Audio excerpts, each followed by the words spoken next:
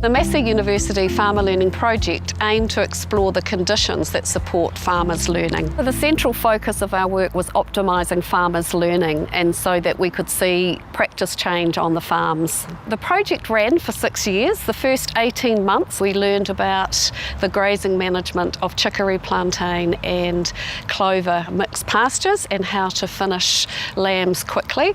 The next 3 years we looked at the grazing management of lucerne. There were 4 social scientists and 8 agricultural scientists involved and up to 44 farmers.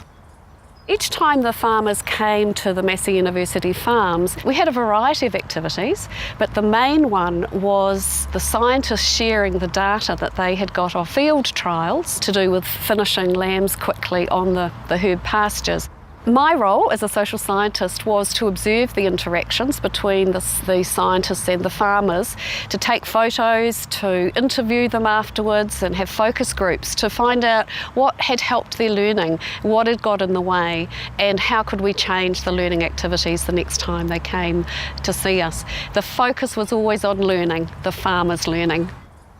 As a result of our research, we discovered 5 principles or affordances that supported the farmers' learning, and the key amongst them was the development of a learning community between the farmers and the scientists. The relationships between the farmers and the scientists was really key, so we designed a lot of activities to build trust and respect between the farmers and the scientists. It was really important for the farmers to know that what we were talking to them about was free from commercial bias, that it was evidence-based.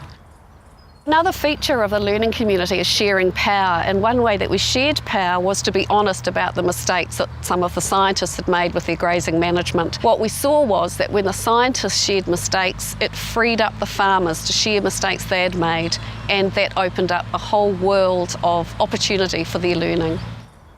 We deliberately designed activities that drew on the expertise of the farmers as well as the scientists. For instance, the farmers were involved in the grazing management of the trials. They were involved in designing some of the learning activities, some of the further research, and in deciding to share some of their results from their farms when they were growing the herb pastures. I think one of the things that came out with the learning community was that farmers really enjoyed working in small groups of about 4 to 6. And I think it was because they were really comfortable in that sort of learning situation, and they really enjoyed bouncing ideas off each other to the point we often had to break up these sessions. One of the farmers summed it up when he said to us during one of the interviews, he said, "Well, we see the workshops as a space that farmers come to hatch new ideas," and we thought, yes, this is really what we want. Another critical success factor for the farmers' learning was basing our activities on building on their interests, because once we had arousal through interest, we had engagement, and with engagement there's more likelihood of learning. We also engaged the farmers in a range of multisensorial experiences. So for instance, they used quadrats to determine the botanical composition of the pastures. They worked together to develop a feed budget. They did a range of activities that built on their interests. One of the things that came through was that providing farmers the opportunity to make connections with their own farms was quite critical for their learning. What they said to us is they really wanted to see stuff, so they wanted to see the herb pastures, they wanted to go out and see how much weed control was occurring on these blocks, they wanted to see what the grazing rotations looked like, how big were the lambs, what was the production coming off these things. That information, the farmers use that to compare back to their own farming systems and then to reflect on their existing practice and performance. And out of that, longer term, we got a lot of practice change occurring. So it was quite critical, I think, in terms of getting these guys out to these trial sites and to the commercial properties that we went to.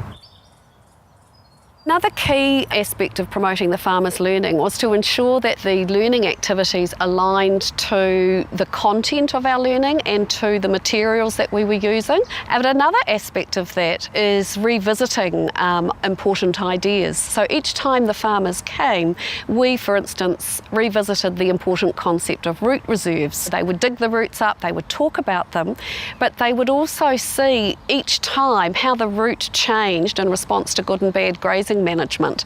And then they would go home and dig up the roots on their paddocks and that would determine their decisions about grazing management. The fifth key farmer learning principle was around developing this inquiry mindset with our farmers, and we did that by continually reinforcing this need to reflect on their learning, and also we were trying to get them to think of ways of monitoring the changes they were making to their farming systems and the impact that it was having. The key thing that came through is these farmers started to see themselves as co-producers of knowledge rather than consumers of scientific information, and I think if you really want a vibrant, innovative farming community, you've got to generate this sort of mindset in our farmers, and I think the workshops really help with that. In the research project, we actually found that farmer self-efficacy is a really important area to consider because it's linked to learning success. We know that the higher self-efficacy a person has, the more likely they are to succeed in terms of what they're learning and what they want to change. For farmers in the Farmer Learning Project, the best way to support their self-efficacy was through watching others be successful. For anyone engaging in extension activities, farmer self-efficacy is really a key consideration.